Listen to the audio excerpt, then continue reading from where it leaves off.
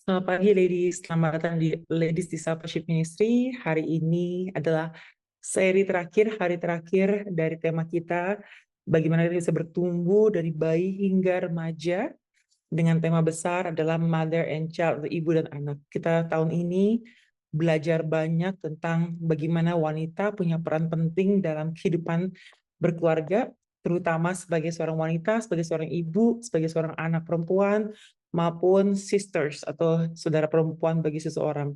Ada masa di mana kita belajar tentang bagaimana interaksi dengan calon suami, calon mertua, anak-anak kita, saudara kita, dan masih banyak lagi, terutama saat ini bertumbuh bersama dari bayi hingga remaja. Nah, ini adalah kelas terakhir kita, dan ini juga menjadi penutupan tahun ini sebelum kita masuk ke perayaan Natal.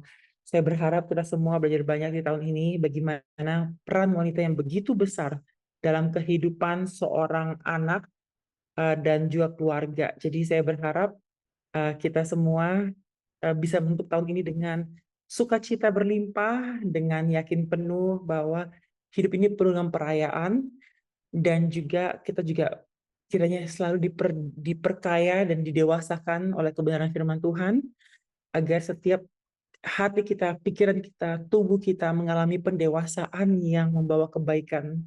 Saya juga berharap kita semua telah diperlengkapi untuk bisa mengerti bahwa dunia memang sangat kompleks, tapi Tuhan tidak membuat kita tidak mengerti apa-apa, tapi Tuhan memberikan kita rancangannya indah, kesempatan untuk bisa belajar, dan juga kita bisa hidup untuk semakin dewasa, penuh dengan pengertian kebenaran firman Tuhan, dan bisa menjalani hidup dengan penuh tanggung jawab. Saya berharap kita semua akan menutup tahun ini dengan ucapan syukur bahwa Tuhan baik, Tuhan setia. Kita semua pasti mengalami banyak sekali goncangan, cobaan, ataupun hal-hal yang membuat kita merasa Tuhan tahun ini mungkin berat sekali ya. Ataupun juga tahun ini tahun yang benar-benar menyenangkan. Tahun teringan sepanjang 10 tahun terakhir atau 5 tahun terakhir. Tapi apapun musim kita boleh tutup tahun ini dengan bilang, Tuhan Engkau setia, Engkau berada dalam kehidupan saya, menemani saya, dan setiap musim di kehidupan ada musim yang baik, ada musim yang sengsara, ada musim yang penuh cobaan, ada musim yang penuh kejutan, ada musim yang penuh dengan cinta. Apapun musim kita, Tuhan selalu baik dalam setiap musim kehidupan kita. Nah, hari ini kita akan merayakannya dengan menutup kelas ini dengan topik yang sudah kita siapkan, yaitu berjalan bersama, memahami dewasa muda dan perjalanan iman mereka. Mari kita berdoa. Bapa di surga, Tuhan Yesus dan Roh Kudus, terima kasih Tuhan untuk kami yang telah dibentuk oleh Tuhan, diselamatkan, dibentuk, dan kami pun bisa semakin berbuah dalam kebenaran firman-Mu. Kami bersyukur Tuhan, Kau adalah Tuhan yang mengasihi kami, Tuhan yang menuntut hidup kami, Tuhan juga yang melegakan jiwa kami. Kami bersyukur Tuhan, kami merayakan kebaikan Tuhan, apalagi di Advent pertama ini Tuhan, kami merayakan bahwa Kau adalah Allah yang sang pemberi pengharapan. Engkau adalah Allah Sang Pemberi sukacita. Engkau adalah Allah yang membawa damai sejahtera, dan Engkau adalah Allah sumber dari kasih yang sempurna. Pada hari ini Tuhan, kami merayakan bulan Advent ini, di mana kami bisa merasakan campur tangan Tuhan yang setia, kebaikan Tuhan yang tak pernah berkesudahan, dan Tuhan membentuk kami melalui kehidupan ini. Terima kasih Tuhan, biarlah kami semua menjelang tahun baru Tuhan bisa mulai merenovasi lebih-lebih lagi kehidupan kami. Terima kasih Yesus, terima kasih Tuhan, hamba bersyukur Engkau dipermuliakan melalui kehidupan kami semua, dan biarlah tahun ke depan Tuhan Engkau persiapkan kami semua untuk bisa tampil cemerlang dan hidup dalam kebenaran-Mu dan merdeka dari segala belenggu yang mencoba untuk menghancurkan kami semua.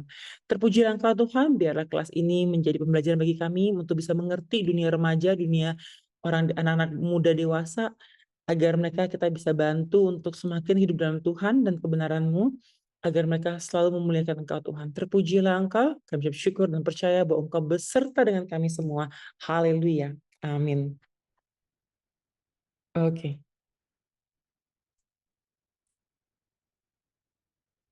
Ya, so ladies, kita sekarang dalam tema yang yaitu tentang pemuda. Nah, pasti banyak sekali dari kita teringat waktu kita menjadi pemuda. Masa di mana kita mengalami banyak sekali perubahan. Tadinya kayak kita belajar dari bayi, bertumbuh menjadi balita, balita pengen tahu batasan apa yang nggak boleh dilanggar, pengen belajar, pengen mencoba mengulang dan sebagainya. Kita tumbuh sebagai anak-anak, di mana anak-anak mulai belajar independen, bisa sekolah jauh dari orang tua selama berapa jam, mulai harus belajar disiplin dan banyak hal lainnya. Saat remaja, kita kaget dengan hormon yang berubah total. Kita mulai jadi gampang marah, gampang frustasi, sensitif, dan sebagainya. Dan kita lebih dengar suara teman daripada suara orang tua kita. Nah, saat ini kita akan berbicara tentang anak muda, orang dewasa muda. Dan kita masih ingat masa-masa tersebut. Mungkin awal-awal kuliah, kita udah umur 19 tahun, 20 tahun, 21 tahun, kita mulai mencoba untuk bisa mengerti dunia baru. Jadi kita belum sepenuhnya dewasa, tapi bukan lagi anak remaja. Kita mungkin udah mulai tinggal di kota lain, jauh dari orang tua, dan harus mengurus diri sendiri.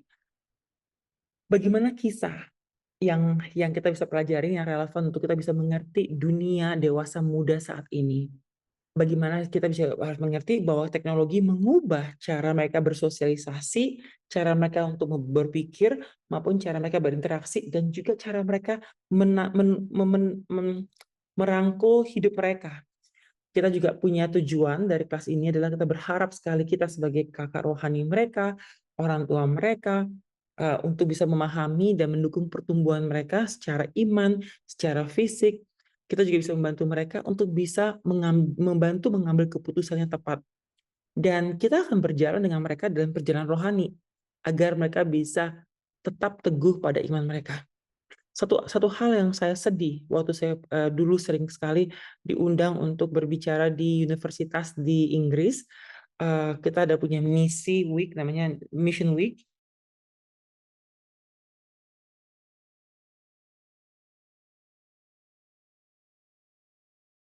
Bagi gitu. Dan yang paling sering adalah kita ketemu sama orang, kita, "Hi, are you a Christian?" "Oh, orang Kristen." Terus mereka bilang, orang tua saya iya sih, dulu saya gereja, tapi sekarang udah nggak lagi," gitu. Dan mereka bilang kalau mereka sekarang udah mungkin hidupnya bebas, udah sering pesta, terus mereka punya pacar atau yang tinggal serumah pacarnya, pokoknya mereka udah kehilangan kehidupan rohani mereka. Sampai suatu saat kita tanya sama mereka begini, "Apa yang membuat kamu kehilangan, eee, panggilan Tuhan, sebagai anak Tuhan di universitas ini?" Dia bilang kayak, "Ya, semenjak ya gara-gara dulu waktu saya jadi Kristen tuh karena orang tua saya suruh saya ke gereja. Saya sebenarnya nggak mau, tapi saya dipaksa. Nah, saat ini saya sekarang punya pilihan, saya memilih untuk nggak percaya." Jadi banyak sekali anak-anak muda yang tadinya mereka tuh percaya bukan karena mereka mengalami Yesus dalam kehidupan mereka. Mereka seakan-akan percaya karena orang tua menyuruh mereka ke gereja. Sampai tiba di masa di mana mereka di universitas, mereka nggak punya orang tua yang maksain ke gereja hari Minggu, mereka bisa pesta hari Sabtu sampai hari Minggu, sehingga iman mereka hanya berhenti di rumah. Tidak dibawa ke universitas, tidak dibawa kepada kehidupan mereka yang selanjutnya. Kita kehilangan banyak sekali jiwa-jiwa yang memang tidak bertumbuh dan berakar di gereja, sehingga saat dunia mereka bebas, jauh dari keluarga, jauh dari tradisi gereja, jauh dari banyak hal yang kebiasaan yang mereka bertumbuh bersama keluarga. Mereka akhirnya terhilang karena mereka memutuskan meninggalkan Tuhan yang tidak pernah mereka kenal. Sekali lagi, mereka memutuskan untuk meninggalkan Tuhan yang tidak mereka kenal. Karena kalau mereka kenal siapa Yesus, nggak mudah untuk mereka meninggalkan Yesus. Mereka tidak kenal Tuhan Yesus secara pribadi, mereka bisa meninggalkan karena godaan dunia terlalu nikmat untuk mereka tolak. Sehingga mereka akhirnya memilih untuk hidup bebas atau hidup dengan cara dunia melebihi dari cara surga. Jadi kita kalau yang pelayanan di bidang remaja maupun anak muda, kita akan melihat mereka mungkin rajin ke gereja bukan karena cinta Tuhan, karena harus. Ataupun kalau nggak ada pergaulan di gereja, mereka nggak bisa gaul sama teman-teman anak muda, sehingga mereka tetap pergi ke gereja. Karena tujuannya adalah berteman, bergaul dengan orang-orang yang ada di gereja. Kalau enggak, orang tua mereka nggak boleh mereka kemana-mana. Jadi kita harus sebagai anak-anak Tuhan yang sudah kenal Tuhan, saya pribadi, kalau kita punya pengaruh besar di dunia anak-anak muda, kita harus mengajarkan kepada mereka untuk mereka kenal siapa Tuhan Yesus. Karena tak kenal maka tak sayang. Jadi kalau mereka nggak kenal, maka nggak akan sayang saat mereka pindah menjauh dari orang tua dan hilang dari rutinitas yang mereka bisa jalankan. Nah, sekarang kita melihat ada satu ayat ya, di Amsal 22 ayat 6. Didiklah orang muda menurut jalan yang patut baginya, maka pada masa tuanya pun ia tidak akan menyimpang dari jalan itu. Investasi kita adalah kepada orang tua kita, kepada anak-anak kita, atau kepada ponakan kita adalah bagaimana mereka bisa mencintai Tuhan secara pribadi sehingga nggak akan menyimpang dari jalan Tuhan saat mereka nanti sudah dewasa atau meninggalkan keluarga maupun masyarakat di mana mereka bertumbuh dalam gereja. Tapi kita harus belajar juga untuk bisa memahami kehidupan dunia orang dewasa muda. Karena hidup mereka walaupun kita ada kata muda, hidup mereka nggak mudah.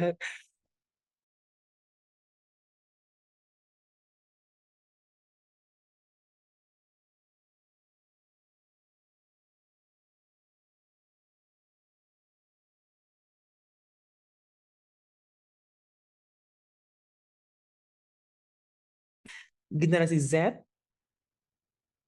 dan generasi milenial. Nah, saya jelasin dikit ya. Generasi Z dulu ya. Milenial dulu deh. Milenial tuh saya termasuk milenial. Nah, generasi milenial adalah 1980.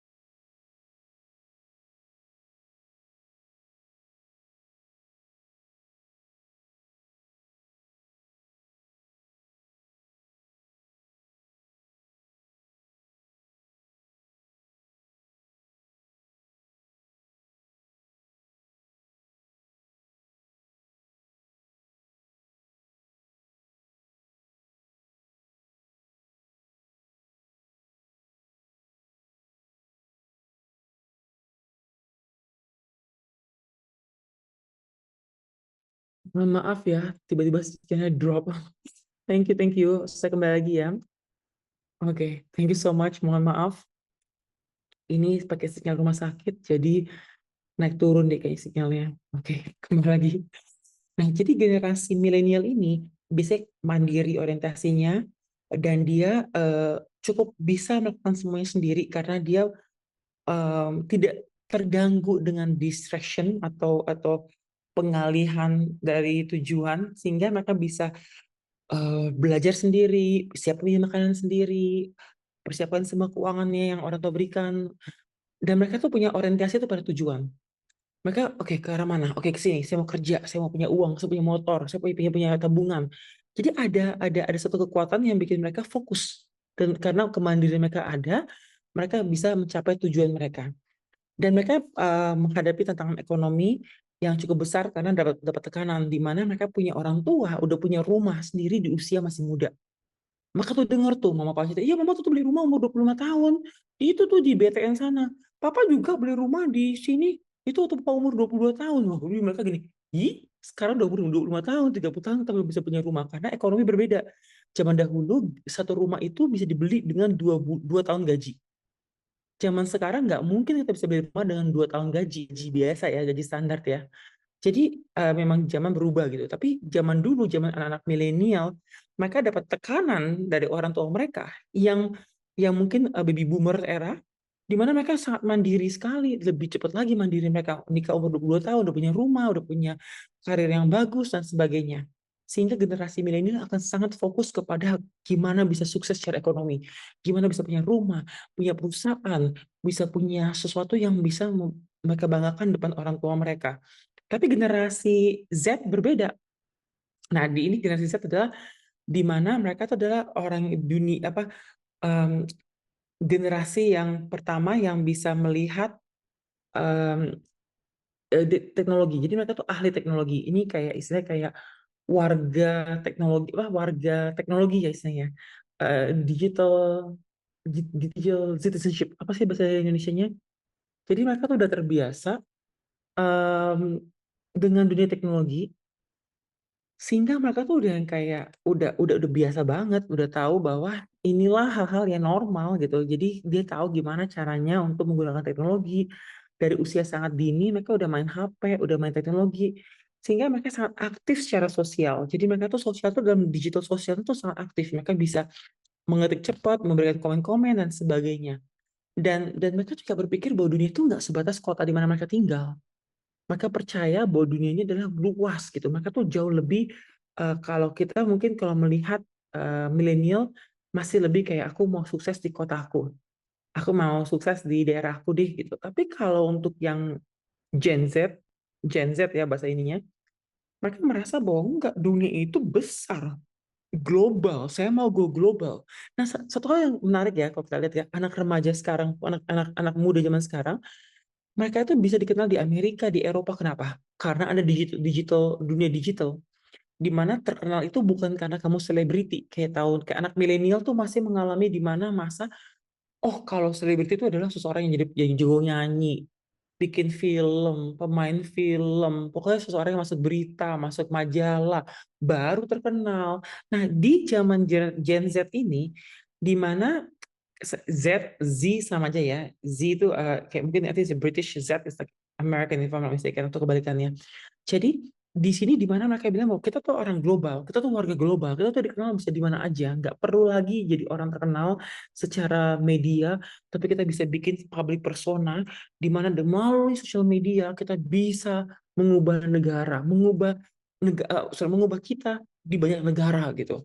Jadi kita bisa melihat mereka tuh sangat punya pola pikir yang global, sehingga informasi yang mereka miliki pun juga global. Mereka bisa research di Eropa untuk topik ini apa, di Amerika topik ini apa, karena mereka sangat digital nomad, sangat digitalized, sehingga mereka bisa mencari untuk apa yang mereka perlukan, informasi yang mereka perlukan. Mereka seringkali punya multitasking yang sangat tinggi, nggak tahu selesai apa enggak ya, tapi multitasking. Bisa sampai uh, ngetik skripsi, sampai nonton drakor dikit, ngetik lagi, nonton drakor dikit, sampai makan juga bisa. Jadi kayak banyak banget fungsi tangannya. Jadi nah, kita juga bisa melihat mereka juga suka berkolaborasi. Kolaborasi itu kayak, aduh tolongin dong, barengan dong. Nggak mau sendirian. Kalau mungkin milenial masih bisa tuh sendiri. Tapi Gen Z ini lebih suka rame-rame. Um, dan masih banyak lagi yang kita bisa tahu tentang kehidupannya mereka yang menarik untuk kita, sehingga kita bisa mengerti kenapa dunia ministry ini memang harus mempersiapkan agar anak-anak muda ini bisa merasa mereka adalah bagian dari kerajaan Allah juga. Karena dengan mereka punya social persona yang besar seperti ini, sayang banget kalau mereka nggak hidup dalam kebenaran firman Tuhan. Nah, tantangan utamanya apa untuk kita? Terutama ya, kita akan bisa Gen Z ya. Gen Z ini berarti lahirnya 1997 sampai 2012. Jadi artinya sekarang dia usianya berapa tuh? Coba kalau mau gampangnya ya, kita cuma ngitung mundur aja. Sekarang kan 2024 tahun sekarang. Kita kurangin yang paling muda dari 1996. Artinya umur 28 tahun nih, yang paling muda nih jadi Gen Z ini. Dan mereka itu masih masih in their 20s gitu ya. Jadi udah bukan remaja lagi, tapi mereka in their 20s. Nah, sekarang juga kita ngomong dengan Gen Alpha. Gen Alpha yang paling muda, yang awal-awal, ya sekarang kalau dia lahir tahun 2000, berarti kan secara nggak langsung dia eh Gen Z, Gen Alpha. Gen Alpha itu lahirnya 2013 ya. Berarti mereka masih terlalu kecil untuk untuk bicarakan tentang pemuda. Jadi pemuda itu udah pasti dari 1997 sampai 2012 gitu. Kurang lebihnya sekarang mereka adalah pemuda yang berada di marketplace atau di kuliah lagi dan sebagainya. Tantangan utamanya untuk mereka adalah pasti mereka mencoba untuk menavigasi kemandirian hidup mereka. Mereka fokus kepada pendidikan. Mereka masih suka tuh istilah sekolah yang baik gitu. Mereka juga mencari identitas mereka pada pekerjaan. Dan juga mereka ingin dan rindu punya hubungan yang baik. Jadi hubungan dengan terutama pasangan, mereka membutuhkan partner, mereka merasa mereka ingin banget punya pasangan tapi juga takut akan relationship. Nah, ini sebuah tantangan juga untuk kita semua untuk bisa mengerti dunia mereka karena mereka punya ketakutan yang berbeda daripada yang sebelumnya. Sebelumnya cuma takut nggak bisa punya kemandirian. Kalau tantangan utama mereka tuh jauh lebih sedikit besar daripada yang sekarang dialami oleh kita yang jauh lebih stabil, yang pernah hidup dalam dua dunia, yaitu dunia tanpa digital world. Kita masih bisa main di sawah, di gunung, di pantai, di kali, di kampung kita atau di kota tanpa merasa ketakutan. Tapi zaman mereka ini kota udah termasuk penuh dengan banyak sekali interaksi perjalanan kendaraan atau bahaya di mana-mana sehingga mereka tidak sebebas kita yang milenial ataupun sebelum milenial untuk bisa menikmati dunia. Nah, gimana caranya untuk bisa masalah iman mereka? Gimana caranya menjebatani antara nilai-nilai kekristenan dengan tren masyarakat? Mereka akan mulai membandingkan nih, oke, kekristenan bicara tentang ini, tapi masyarakat bicara tentang ini, yang mana yang benar? Gitu. Contohnya kalau seandainya Tuhan bilang kita harus hidup dengan sederhana, dengan apa adanya kita, nggak usah minta lebih. Tapi dunia menunjukkan, wah kalau mau berhasil harus punya ini, punya ini, punya itu. Sehingga dia punya satu topik yang kayak, bentar, yang mana harus dipilih? Nilai kekristenan atau nilai dunia? Mereka akan mulai punya ketegangan iman antara memilih ajaran mana yang benar. Padahal kita pun juga terlalu mensimplifikasi bahwa, oh, kita harus hidup sederhana. Enggak juga. Maksudnya ada hal-hal yang memang kita tidak bisa seperti sederhana kita semaunya gitu. Karena kita bertumbuh di keluarga seperti apa. Kita punya lingkungan seperti apa. Akan punya kesulitan tersendiri untuk bisa simpel. Contohnya, kalau kita orang, let's say orang dari sebuah budaya di Indonesia, let's say Batak gitu ya. Maaf ya kalau saya salah kasih. Manado deh lebih gampang. Manado deh karena oma saya orang Manado. Nah, di Manado kita tuh semua perayaan. Baptis dirayain besar-besaran. Ulang tahun rayain besar-besaran.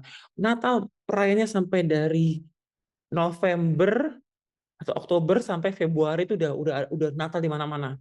Jadi banyak orang merayakan pesta. Sedangkan kalau kita dibilang untuk harus uh, sederhana, ya nggak bisa masuk dengan budaya. Sehingga mereka bingung, nah, ini sederhana atau boleh bebas merayakan segini mewahnya gitu. Ada ketegangan antara nilai-nilai di Kristen dengan tren masyarakat. Tren masyarakat adalah merayakan, tren nilai Kristen adalah hiduplah sederhana, berilah lebih dari untuk menolong orang lain, bukan untuk diri sendiri. Sehingga ini ada satu konflik antara mereka melihat nilai-nilai kekristenan dengan nilai-nilai masyarakat. Kita harus bantu mereka untuk bisa melihat kenapa kita menganggap bahwa tidak perlu merayakan sebegitu besarnya, sampai seringkali itu bukan karena merayakan, tapi karena gengsi. Jadi akhirnya kekristenan mengajarkan begini, apa motivasi hati kita dalam mengerjakan apapun yang kita kerjakan?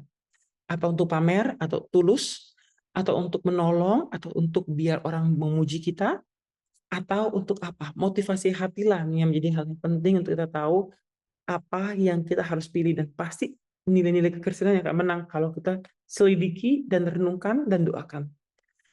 Beban keputusan mereka akan ngalamin karir, nomor satu dalam hidup mereka karir, karir.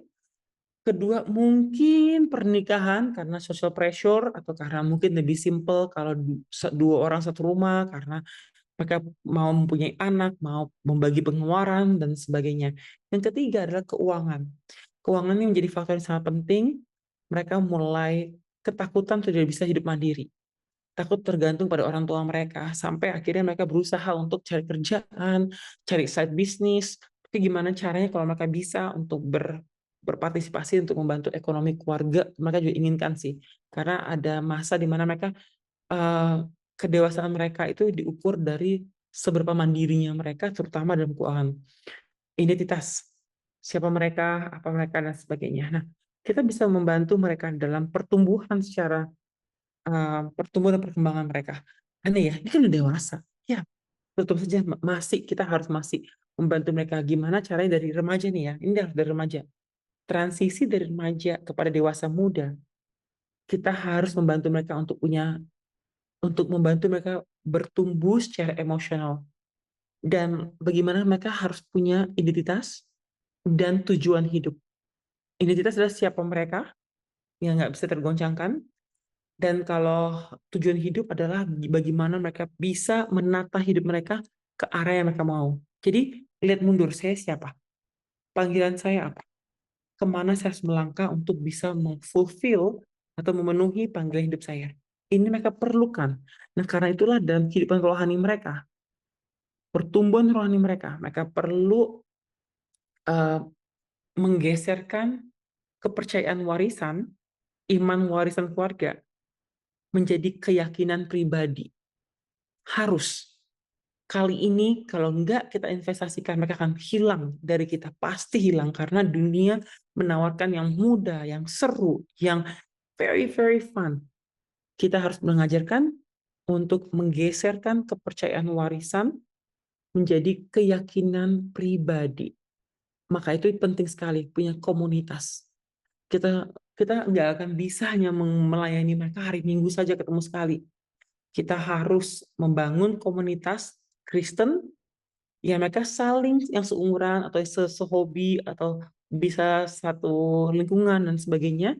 Ada kesamaan lah antara mereka semua walaupun kecil agar mereka bisa bertumbuh dan mengenal Tuhan sebagai Tuhan pribadi mereka, bukan agama warisan orang tua atau oma opa, tapi keyakinan pribadi akan siapa pribadi Yesus. Kita juga membantu mereka untuk bisa mengambil keputusan yang tepat di dunia yang sangat kompleks ini. Nah, iman dalam keputusan. Seringkali mereka karena sakit logikanya ya, perlu apa? Tinggal keluar informasinya. Jadi mereka seringkali nggak bisa menunggu suara Tuhan, nggak bisa menunggu jawaban dari Tuhan, karena mereka maunya pribadi yang instan. Mau sekarang, mau ngetik, mau cari jawabannya, mau online, mau semuanya dapat hari ini juga. Kita harus kita harus mengajarin mereka untuk bahwa mereka harus belajar untuk berdoa dan mencari tuntunan Tuhan. Karena nggak semua yang cepat itu baik, dan yang lamban itu berarti nggak baik. Makanya kita harus percaya kepada Tuhan dengan segenap hati kita, dan jangan bersandar kepada pemikiran kita pribadi. Kita harus mengajarkan mereka semua, dan kita pribadi juga ya, untuk berdoa dan minta tuntunan Tuhan. Karena iman dan keputusan penting banget. Kita nggak boleh gegabah, nggak boleh terlalu cepat. Kita harus percaya bahwa Tuhan membantu kita untuk mengembangkan kebijaksanaan yang alkitabiah. Peran orang tua sangat besar bagi mereka. Orang tua bukan lagi, jadi waktu masa kecil orang tua controlling ya. Dari bayi sampai anak-anak, orang tua punya pengaruh besar. Ini nggak boleh, nah nggak boleh, ayo ini boleh, lakukan ini semua. Itu semua ruang yang sangat singkat untuk kita mendisiplinkan anak ini, sehingga nanti kalau kita nggak punya suara besar lagi untuk menuntun mereka, kita sudah membentuk mereka untuk tahu apa yang boleh, apa yang nggak boleh, kapan harus melakukan ini, kapan harus melakukan ini. Mereka hidupnya menjadi hidup yang teratur karena kita berani menegur dan membentuk mereka di usia yang singkat itu untuk pembentukan karakter.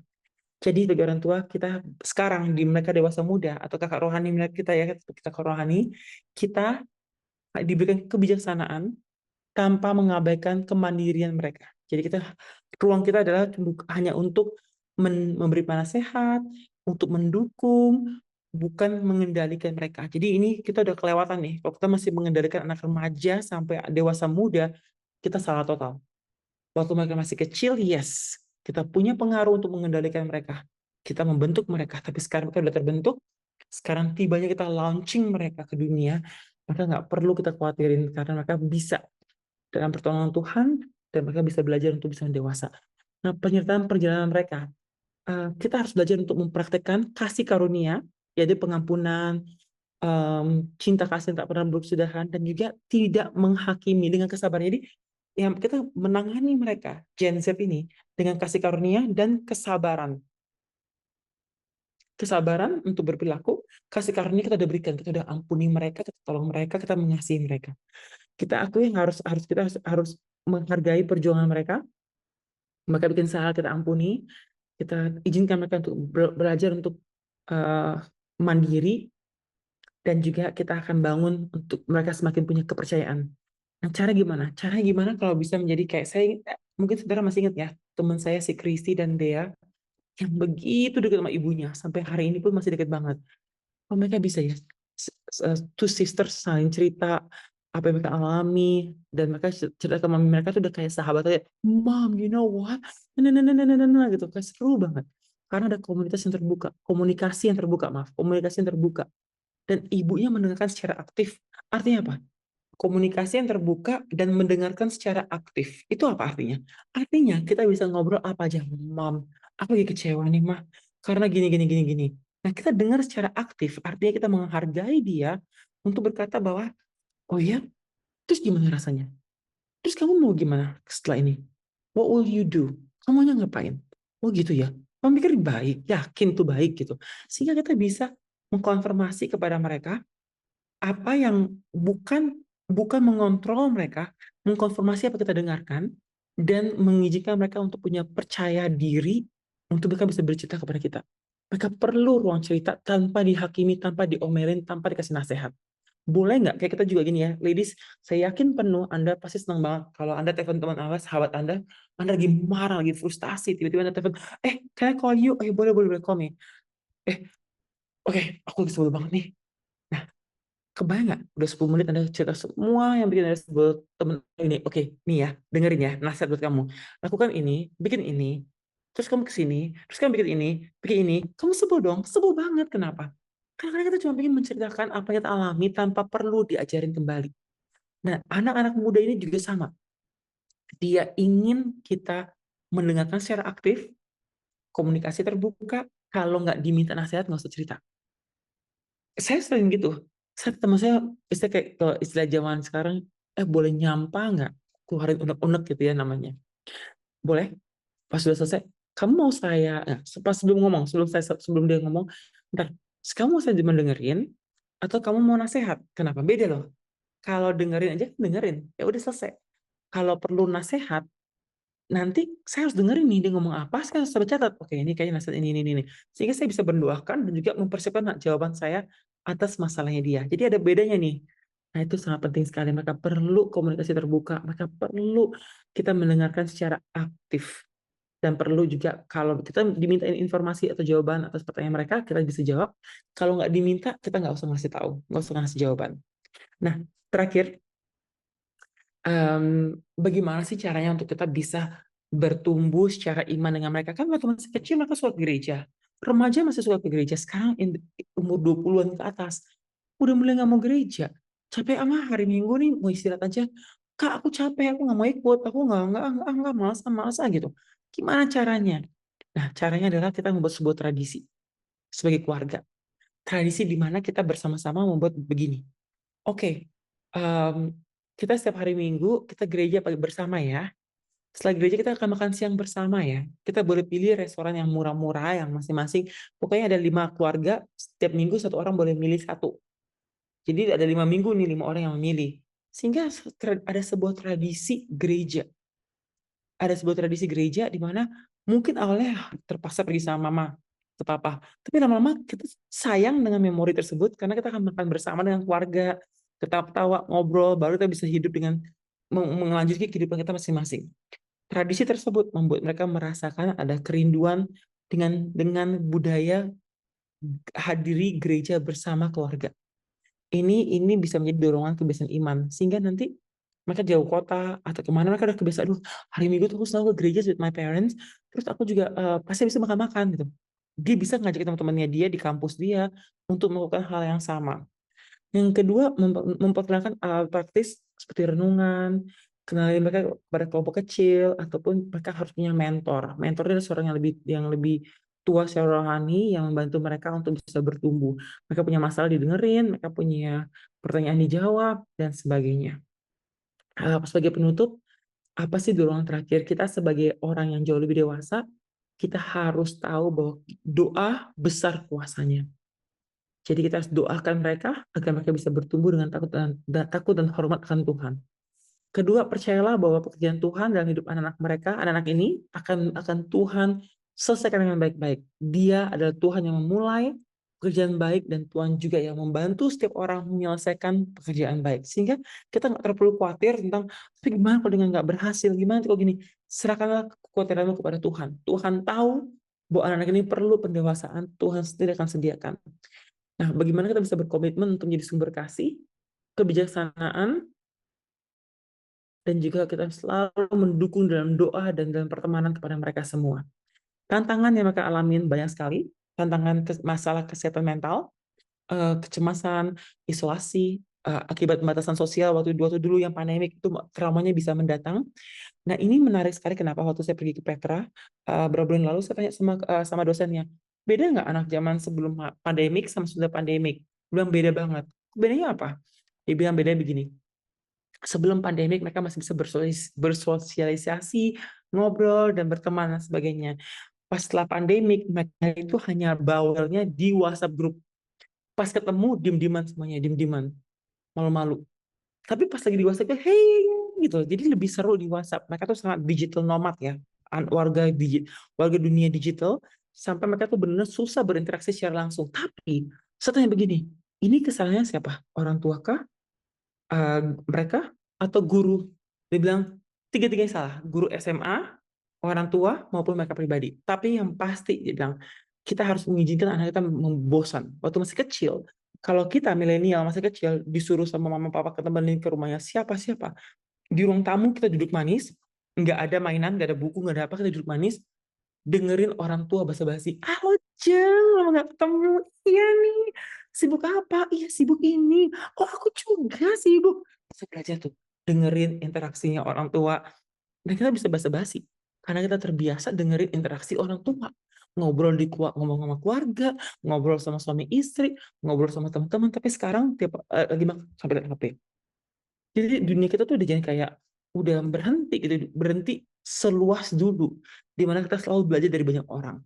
Nah, ini menarik sekali, banyak orang mulai mengalami depresi atau karena pembatasan sosial. Ada juga relasi, mereka tegang secara relasi karena mereka nggak tahu bagaimana cara membangun pertemanan, membangun hubungan sosial. Mereka mulai harus belajar ulang bagaimana mempercayai sebuah komunitas dan bagaimana mempercayai seseorang. Ada juga ketidakpastian secara karir maupun finansial yang bikin mereka jadi stress out karena mereka melihat dunia digital zaman sekarang, anak remaja, anak muda bisa punya uang banyak, bisa punya karir yang bagus, mereka akhirnya mulai mengalami kayak saya gimana ya, saya gimana yang membandingkan hidup mereka dengan orang-orang lain. Ada juga krisis identitas dan tujuan di mana mereka mulai menanyakan siapa saya, apa tujuan saya hidup, dan sebagainya. Pada akhirnya kita tapi Tuhan mau kita untuk bisa mengerti dunia mereka karena Tuhan sedang mempersiapkan hal yang indah dalam kehidupan mereka. Nah, kita berpikir ya bahwa kadang-kadang kita berpikir bahwa mereka ini adalah suatu pribadi yang susah untuk dimengerti. Padahal mereka sangat merindukan untuk bisa dimengerti. Mereka mau sekali, merindukan sekali hubungan yang seperti kita miliki dengan teman-teman kita yang sebaya. Karena mereka melihat kakak-kakak milenial, terus tante dan om, baby boomer, kok mereka hidupnya ini banget ya, penuh dengan teman-teman, interaksi, mereka nggak takut dan sebagainya. Mereka rapi hidupnya. Mereka bisa melihat gitu, sehingga kita nggak sadar. Matius 5:16, demikian hendaknya terangmu bercahaya, sehingga orang bisa melihat perbuatan baikmu dan memuji Bapamu di surga. Jadi kita adalah teladan yang mereka perlukan, sehingga janganlah kita merasa bahwa kita nggak punya pengaruh besar bagi kehidupan mereka. Kita punya, dan Tuhan mau kita pakai pengaruh tersebut. Jadi tidak untuk memaksakan mereka, tapi untuk mereka bisa melihat keindahan Kristus, dan mereka bisa melihat pengharapan dalam Yesus itu terlampau damai dan indah. So ladies, saya berharap kita semua tetap Tuhan pakai untuk menjadi kakak-kakak atau teladan bagi mereka yang lebih muda pada kita. Hiduplah cemerlang untuk kemuliaan Tuhan dan jangan takut untuk semakin belajar mengerti dunia orang sekitar kita agar nama Tuhan dipermuliakan dan membawa kebaikan bagi sesama. So ladies, saya akan tutup kelas ini dengan doa dan setelah itu Tuhan punya tanya jawab. Saya sekali lagi terima kasih untuk berada di kelas terakhir Ladini. Kiranya Tuhan berkati kita semua dalam pertumbuhan. Tahun depan kita juga masih punya kelas online, tapi juga kelas offline. Jadi kita bisa ketemu di kota masing-masing. If you have kota yang kalian ingin banget kerjasama sama kita, please message us. Biar kita bisa persiapkan jauh hari kota mana yang akan kita kunjungin tahun depan. So Tuhan berkati. Jangan lupa untuk beri pengaruh baik bagi anak-anak milenial dan juga bagi anak-anak Gen Z yang membutuhkan teladan bagi dari mereka semua yang sudah punya rasa aman dalam Kristus dan juga berbakat dalam pekerjaan sehari-hari. So ladies, pengaruhmu besar, jangan sampai kita tidak mencoba untuk membawa pengaruh tersebut kepada orang-orang yang bisa mengenal Tuhan lebih dalam lagi. Thank you so much, sampai jumpa tahun depan. Mari kita berdoa. Bapa di surga, Tuhan Yesus dan Roh Kudus, terima kasih Tuhan. Kami bisa menutup kelas ini dengan sukacita dan sejahtera. Tuhan menyertai kami semua. Dan juga Tuhan menolong kami selama berminggu-minggu lamanya kami mempelajari bagaimana bayi, anak, remaja, sampai pemuda, dewasa muda untuk bisa bertumbuh dalam Engkau, untuk bisa mengerti tujuan hidup mereka, identitas mereka, siapa mereka, tujuan hidup mereka. Dan untuk juga bisa selalu dalam sukacita untuk bisa memberikan pengaruh yang baik bagi sesama. Tuhan, kami berdoa untuk generasi-generasi di bawah kami maupun di atas kami dan maupun generasi kami, agar kami menjadi generasi yang takut akan Tuhan, hidup kudus dalam Tuhan, dipimpin oleh Tuhan, dan generasi yang sungguh-sungguh mencerminkan pengejaran Tuhan dalam keseharian. Terpujilah Engkau Tuhan untuk setiap ladies yang ada di tempat ini. Terima kasih Tuhan, berkati mereka berlimpah-limpah dan juga berkati keluarga mereka Tuhan. Dalam pengaruh mereka pun juga ada pengaruh Kristus yang sangat besar dalam kehidupan mereka. Terima kasih Tuhan Yesus, mengucap syukur untuk kesetiaan Tuhan di tahun ini dan tahun-tahun sebelumnya. Kami bisa menutup kelas Ladimi hari ini dengan penuh sukacita. Kelas terakhir tahun 2024 sebelum perayaan Natal. Terima kasih Tuhan Yesus. Terpuji Engkau. Engkau hal-hal yang baik, kami ucap syukur dan berdoa. Sama Bapa, Putra, Roh Kudus, dalam Yesus Kristus. Haleluya. Amin.